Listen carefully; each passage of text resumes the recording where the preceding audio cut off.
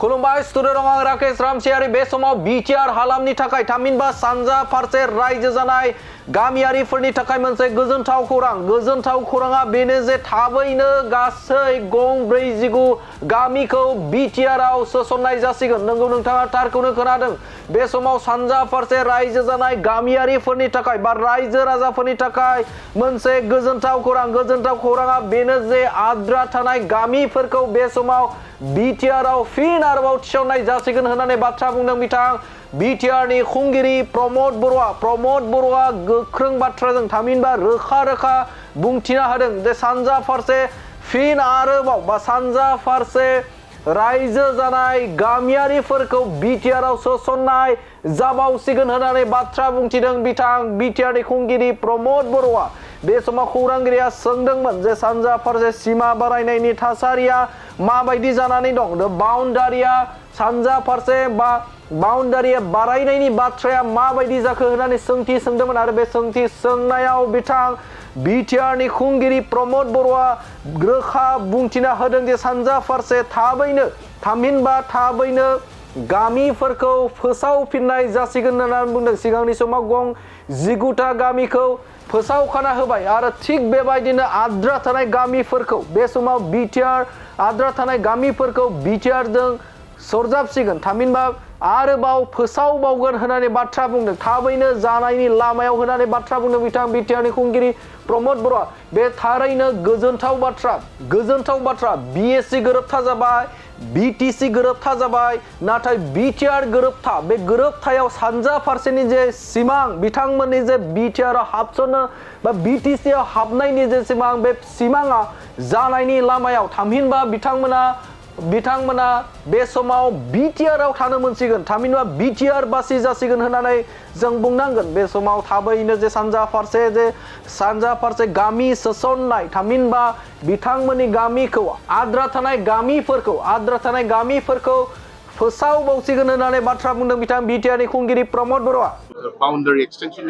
बे खामानिया सोलिगासिनो दङ। बेखौ सानसेयावनो जानाय जिनिस नङा आरो बेखौ जिहेतु जों मोननो लुबैदों सोरबाया होनो बादों दा बेवहाय कनफ्लिक्ट जाहाथे जाया बेखौ नायनानै लासैनो बेखौ मावफुंनो थाखाय आवगायगासिनो दङ आरो रिसेन्टलि 49 भिलेज बे डिक्लेयार जानो थांगासिनो दङ।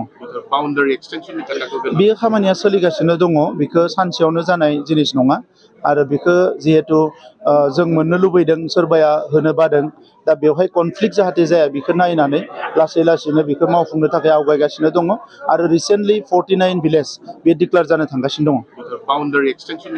बे खामानिया सोलिगासिनो दङ। बेखौ सानसेयावनो जानाय जिनिस नङा आरो बेखौ जिहेतु जों मोननो लुबैदों सोरबाया होनो बादों दा बेवहाय कनफ्लिक्ट जाहाथे जाया बेखौ नायनानै लासैनो बेखौ मावफुंनो थाखाय आवगायगासिनो दङ आरो रिसेन्टलि 49 भिलेज बे डिक्लेयार जानो थांगासिनो दङ।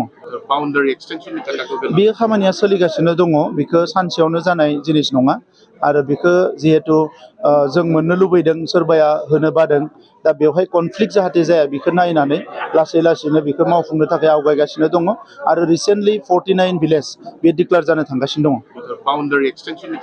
बे खामानिया सोलिगासिनो दङ। बेखौ सानसेयावनो जानाय जिनिस नङा आरो बेखौ जिहेतु जों मोननो लुबैदों सोरबाया होनो बादों दा बेवहाय कनफ्लिक्ट जाहाथे जाया बेखौ नायनानै लासैनो बेखौ मावफुंनो थाखाय आवगायगासिनो दङ आरो रिसेन्टलि 49 भिलेज बे डिक्लेयार जानो थांगासिनो दङ। बे खामानिया सोलिगासिनो दङ। बेखौ सानसेयावनो जानाय जिनिस नङा आरो बेखौ जिहेतु जों मोननो लुबैदों सोरबाया होनो बादों दा बेवहाय कनफ्लिक्ट जाहाथे जाया बेखौ नायनानै लासैनो बेखौ मावफुंनो थाखाय आवगायगासिनो दङ आरो रिसेन्टलि 49 भिलेज बे डिक्लेयार जानो थांगासिनो दङ। मोनसे फोसावथाय नोंथांमोननि थाखाय मोनसे गोजोनथाव खौरां लानानै फैदों। चिरां जिल्लानि सिङाव थानाय काजलगावनि सिफुं हटेलखौ गुवाहाटी नोगोरनि साखाथियाव थानाय सानसारियाव गोदानै मोनसे सिफुं हटेल ब्रान्च खुलिनाया नोंथांमोननि थाखाय गोजोनथाव खौरां लानानै फैदों।